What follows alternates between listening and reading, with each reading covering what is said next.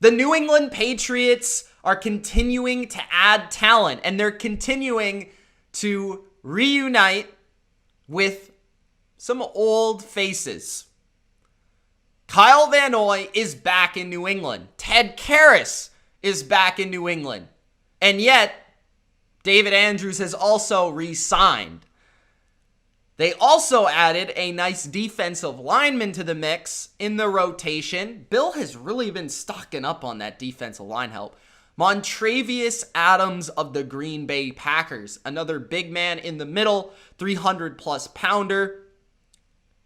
These are all moves to help Belichick secure the middle of the field, to dominate in between the lines, to dominate the middle of the field. That has been his entire strategy this offseason, from the tight ends to the offensive linemen to the defensive linemen. Belichick wants to dominate the line of scrimmage, and he wants to dominate the middle of the field. And that, again, follows this same plan, this same strategy. So let's start off with the centers, okay? David Andrews just re-signed, just as I started this video, okay? David Andrews re-signed. I was not seeing that coming because Ted Karras re-signed with the Patriots. I guess it's technically a re-sign because he left for a year and he's back. So Ted Karras was the starter for the Patriots while David Andrews was out 1 year, right? And he played fairly well. You know, he was average. He was a pretty average NFL starter. He left. He played again pretty fairly average, average NFL starter. So when they signed Ted Karras, I said to myself, that probably means David Andrews is gone, because I don't think they're going to sign both Ted Karras and David Andrews, because I think Karras is known as an NFL starting center. Like, that's just the way it is. But now that they've re-signed David Andrews, it has me questioning or wondering what their plan is here. I guess Bill just wanted some depth, on the interior of his offensive line. And Ted Karras hasn't only played center, but he's also played guard. So I think what Bill's looking at here is, okay, we lost Joe Thuney. So Ted Karras not only could be replacing David Andrews, but maybe what I didn't think about was that he could also be replacing Joe Thuney, or at least replacing the depth, right? Because last year, Michael Omenihu played, or I always say his name wrong, Owenu. I think that's how you pronounce his name. Let me know, guys. I always get it wrong. But he's a stud, and he's played tackle. He's played guard. So his versatility, he's probably going to be starting at guard this year. And unless somebody gets injured, like Trent Brown, he won't move out to tackle. So now it's almost like a chess piece thing, right? So you have Isaiah Wynn at left tackle. At left guard, you're going to have Owenu. And then you're going to have David Andrews at center. And then right guard, you're going to have Shaq Mason. And right tackle, you're going to have Trent Brown. So you have a guy that can play guard and tackle. And now you have a guy that can play center and guard. So you have that versatility, you have that depth, so to speak.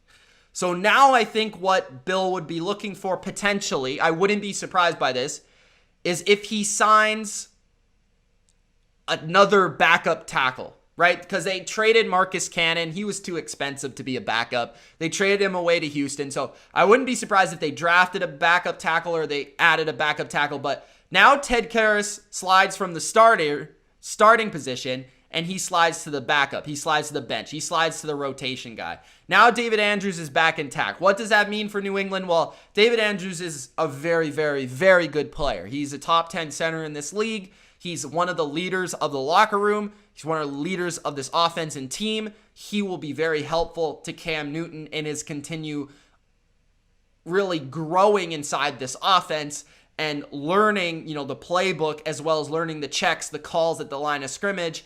And David Andrews would be potentially big to helping maybe a rookie down the road, right? Because I don't believe Andrews will just be back on a short term. He'll probably be back on a, 2, 3, 4 year contract. So Andrews is solidified. Your offensive line across the board is solidified and here to stay. And now you can play through that offensive line. You can dominate the line of scrimmage.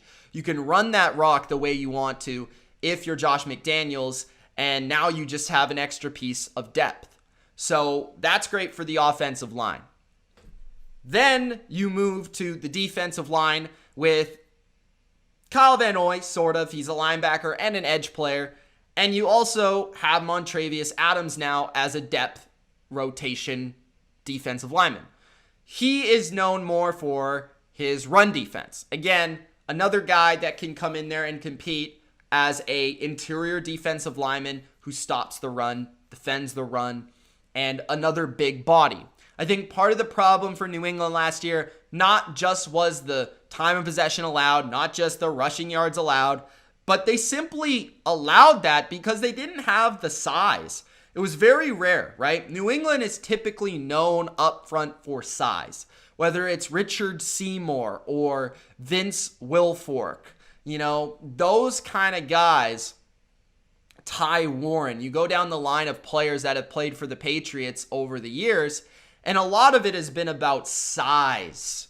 And New England last year really lacked size, which is also why they were bad versus the run, because you need size to defend the run, especially up the middle of the defense. So I like what Bill's doing here. You know, he's completely trying to win that line of scrimmage, but he's doing it by reverting back to what he knows as a fundamental, and that's that he wants size on the defensive line.